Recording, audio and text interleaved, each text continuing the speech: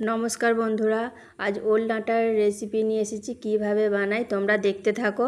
তোমরা তো ওলের ডাঁটার সব রকম করে রান্না করেই খেয়েছো। এইভাবে যদি একবার বানিয়ে খাও খুবই ভালো লাগবে। এই ওল ডাঁটার তরকারিটা এত সুন্দর খেতে, গরম ভাতে এক থালা ভাত নিমেষেই উঠে যাবে। চলো ডাঁটাগুলো কেটে ধুয়ে পরিষ্কার করে নেব। দেখো আমি কিভাবে ওল ডাঁটা ছাড়াচ্ছি। সবুজ অংশ রাখলে হবে না, গলা চুলকাতে পারে। সরু সরু করে আলুর মতো আমি পিস পিস করে কেটে নেব। আমি কিন্তু আলু দিইনি, তোমরা চাইলে আলু দিতে পারো। চলো গ্যাসটা জেলে এবার আমি কড়া বসিয়ে জল গরম করতে দেবো। আমি ডাঁটার পরিমাণে এবার আমি জল ঢেলে দেবো। দেখো এবার আমি জলেতে লবণ দিয়ে দেবো পরিমাণ মতো। জল গরম হয়ে গেছে, এবার আমি ওল ডাঁটাগুলো ঢেলে দেবো। ওল ডাঁটাতে আমি জলেতে কোনো পাতিলেবুর রসও দিইনি। যদি আমি একটু দগলে ভালোভাবে, যদি সবুজটা না থাকে তাহলে গলা চুলকানোর কোনো ভয় নেই। এবার আমি ঢাকা দিয়ে সেদ্ধ করতে দেবো। ওল ডাঁটা বেশিক্ষণ সময় সেদ্ধ হতে লাগবে না, 10-15 মিনিট মতো সেদ্ধ হতে লাগবে। মশলাগুলো যেগুলো ভিডিওতে দেখাচ্ছি এগুলো আমি সবই বেটে নেব। চলো এবার ঢাকা খুলে দেখি। ওল ডাঁটা কিন্তু ভালোভাবেই আমার সেদ্ধ হয়ে গেছে, তবুও আমি খুন্তি করে একবার দেখাচ্ছি। দেখো ভালোভাবেই কিন্তু সেদ্ধ হয়ে গেছে। ওল ডাঁটা কিন্তু বেশিক্ষণ সময় লাগে না, তাড়াতাড়ি সেদ্ধ হয়ে যায়। পেতেতে ঢেলে নিয়ে জলটা আমি ঝরতে দেবো।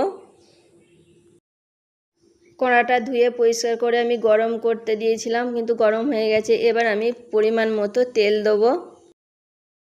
তেল এবার গরম হয়ে গেছে, এবার আমি এক এক করে নোনা ইলিশ ভেজে নেব। দেখো নোনা ইলিশ এক পিঠ কিন্তু ভাজা হয়ে গেছে, আমি আর এক পিঠ উল্টে ভালো করে লাল লাল করে ভেজে নেব। দেখো মাছগুলো কত সুন্দর, একটু কিন্তু ঘাঁটেও নেই আর একটু কিচ্ছু হয়নি, কিন্তু মাছগুলো খুবই ভালো ছিল। মাছগুলো দেখো লাল লাল করে ভালোভাবেই ভাজা হয়ে গেছে। এবার আমি মাছগুলো তুলে নেব। মাছ ভাজার তেলেতেই যে ওল ডাঁটাগুলো সেদ্ধ করে রেখেছিলাম ওই ওল ডাঁটাগুলো দিয়ে দেবো। পরিমাণ মতো হলুদ দিয়ে লাল লাল করে ভালো করে নেড়ে চেড়ে ভেজে নিতে হবে।